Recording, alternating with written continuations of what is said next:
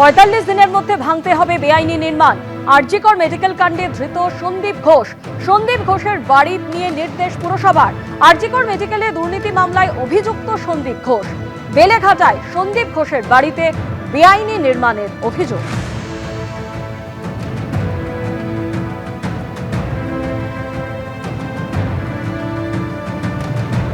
দুদিন একটা আইনি লড়াই চলছিল, প্রায় 2024 থেকেই চলছিল।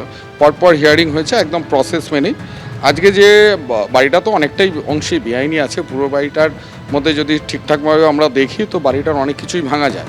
তো আমার উদ্দেশ্য ছিল ওর বাড়িতে হাতুড়ি মারার, এবং সেই অনুযায়ী ওপরের যে পারগোলা যেটাকে বলা হয়, মানে একটা মাথার যেমন আমরা টোপর পড়ি সেরকম আর কি, সেই পারগোলাটাকে ভাঙার অর্ডার হয়ে গেছে। এই যদি তার মনে হয় তো সেটার জন্য সে অভিযোগ জানাতেই পারে বা ট্রাইব্যুনাল কোর্টে যেতেই পারে। কিন্তু আবার স্টেট গভর্নমেন্ট যদি মনে করে তো সেখানেও আইন আছে যে বেআইনি আছে, এটাকে ভেঙেও দিতে পারে। এটা এটা কারা অর্ডার দিল?